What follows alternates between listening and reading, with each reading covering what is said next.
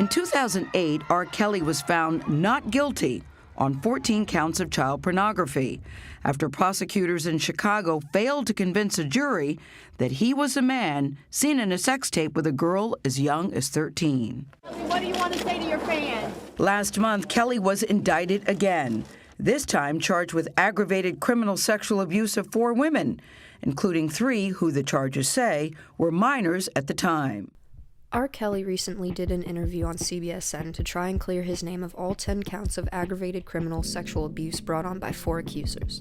His past is so incredibly tricky, and he's actually back in jail for failing to pay child support. This interview is a little nuts, and we'll get into that here in a second, and we'll read his body language, but before we start this video, just to clarify, this interview addresses whether R. Kelly slept with underage women, and whether R. Kelly has brainwashed the 2 women that live with him into staying with him. Be sure to read all of the disclaimers down below about body language. This video is strictly my opinion, and with all of that being said, let's get into the video. I am surprised that you agreed to do it. Why are you sitting down with us today? I'm very tired of all of the lies. I've been hearing things and, and seeing things on the blogs, and, I'm just tired. What are the lies that you're hearing that disturb you most? Oh my God, all of them. Got little girls trapped in the basement, helicopters over my house, trying to rescue someone that doesn't need rescuing because they're not in my house, handcuffing people, starving people. I have a harem, a cult. I don't even really know what a cult is, but I know I don't have one, Have you done anything that you regret? Have you done anything wrong? Lots of things wrong when it comes to women that I apologize, but I apologize in those relationships at the time I was in the relationships. Have you broken any laws when it comes to women? Absolutely not. R. Kelly's positioning in his chair is very open to start out. He's not dreading being here right now. His legs are open, he's inviting the conversation, and he's definitely not as closed off as Gail is. When Gail asks him if he's done anything he regrets, you can see him struggle to keep his head nodding yes. He's in emotion right now, most likely thinking about the few instances in which he definitely thinks he's done something wrong, but it's obvious that there's an internal battle going on. He blinks on the word apologize. You can see the stress lines on his forehead, which all indicates to me that he's on edge. Right off the bat, you can tell that this man is struggling. And when asked if he's ever broken the law, he doesn't think about it, he just answers. That's his gut answer. The 6-part series interviewed 50 people, family members, your former tour manager, numerous women who all claim that you abused them. Yeah. Are you saying everybody in that documentary was not telling the truth about you? Everybody? If you really look at that documentary, which I'm sure you have, I have. Everybody said something bad about me. Nobody said nothing good. They was describing Lucifer. I'm not Lucifer. I'm a man. I make mistakes, but I'm not a devil, and by no means am I a monster.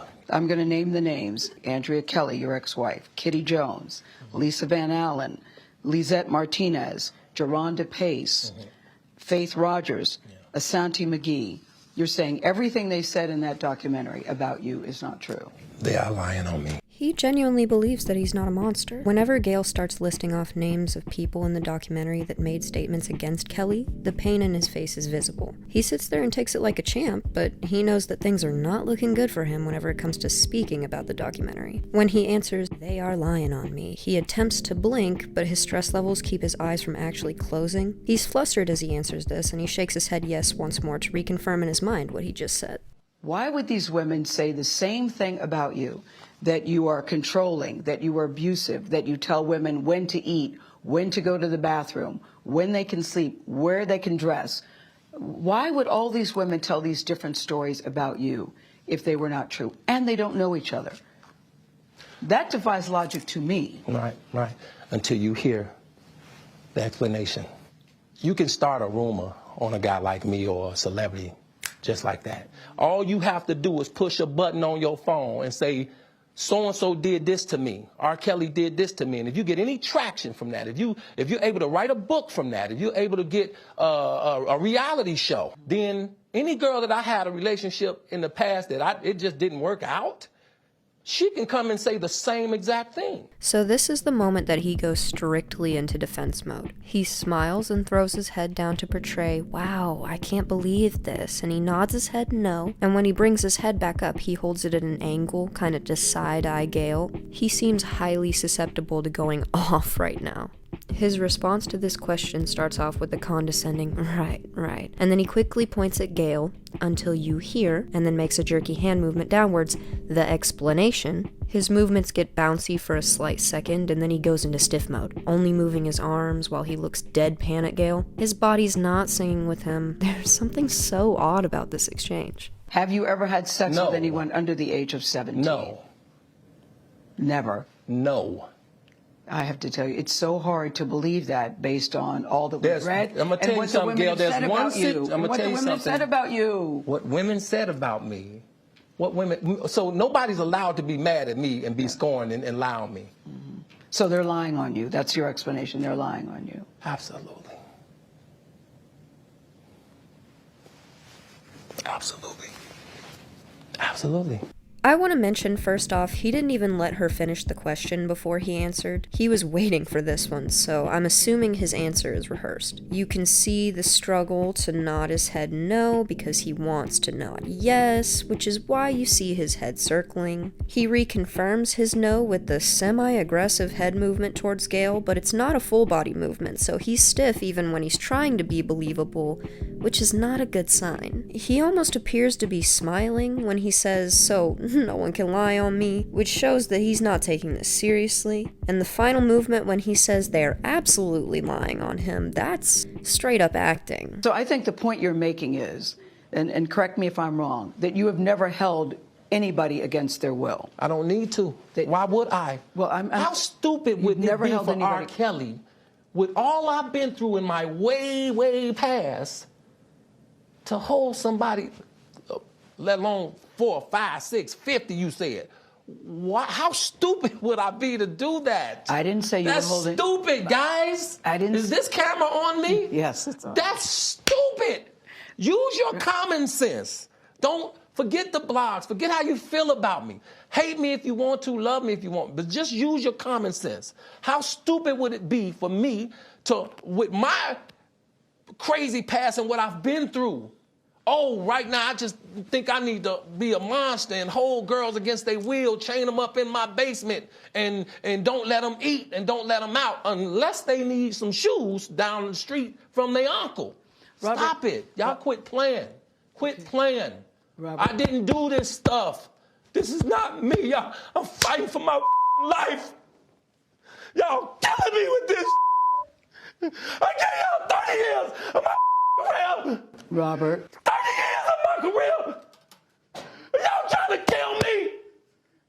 You killing me, man. This just became the goddamn R. Kelly show. I felt like I was watching a drama queen have a meltdown. The funny thing is here that there doesn't seem to be any genuine emotion coming out right now. I feel like this is all a big, look at me being loud and crazy. So you forget about the interview for a second. He rocks back and forth like a robot before he gets up and starts dancing around. He hyped himself up into his own freakout. He could have just answered that like a normal person, but he didn't, which makes him seem even more guilty of this. And these jerky body movements? Come on, R. Kelly. We didn't kill you. You made your bed. Now you gotta lie in it. Alright, but that's enough of that. Now we're gonna move on to the second part of the video that addresses the two women that are staying with R. Kelly. We are hearing more from the parents of one of the two women living with singer R. Kelly.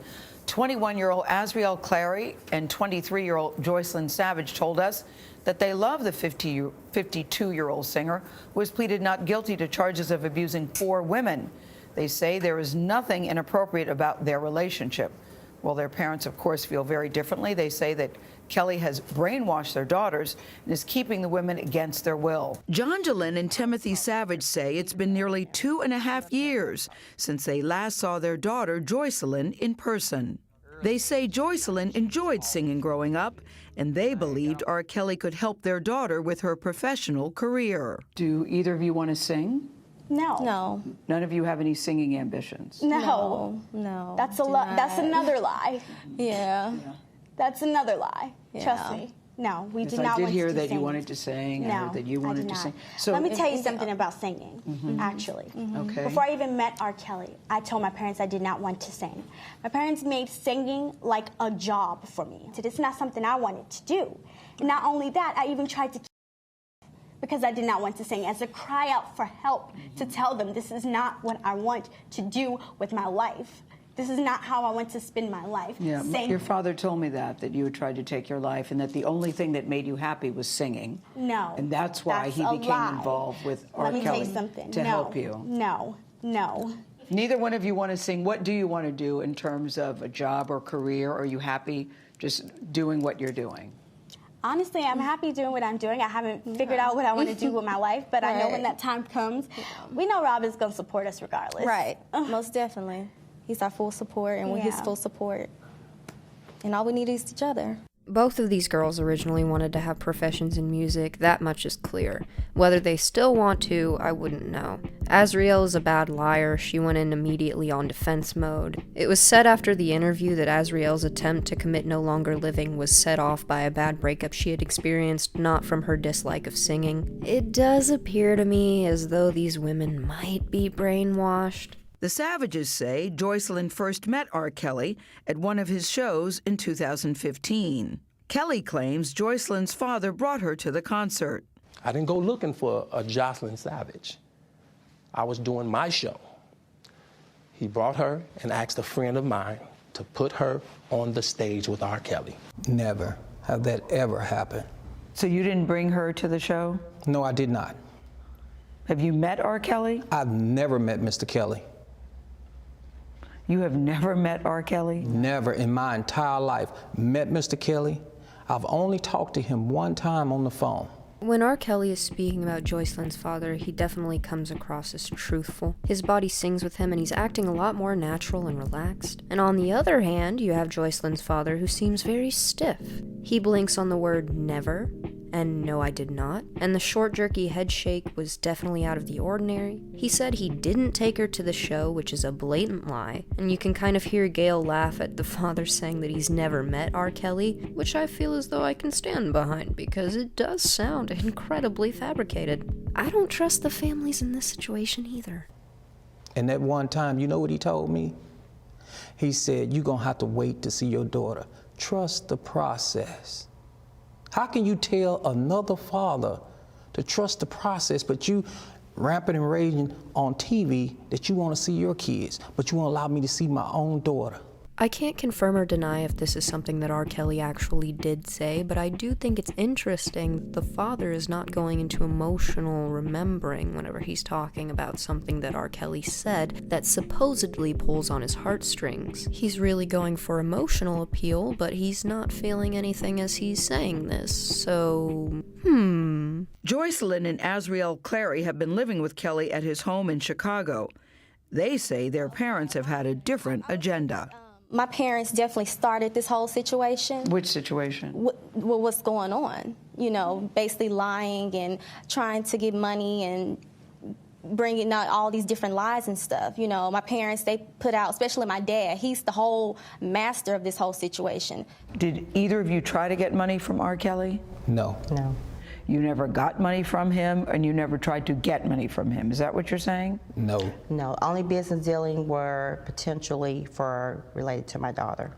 Okay, this is where I want to stop today's video. So to sum up my feelings on the situation, I think that everyone needs to own up to what they've done. I personally think that R. Kelly is guilty. I think the women are suffering from some form of Stockholm syndrome, and I think that their parents have some hidden motives. I don't trust anyone. But like I said, that's all I have for today. Thank you guys so much for watching. Feel free to leave your feedback down in the comments below, and subscribe to my channel if you're new here. And I will catch you guys on the next one.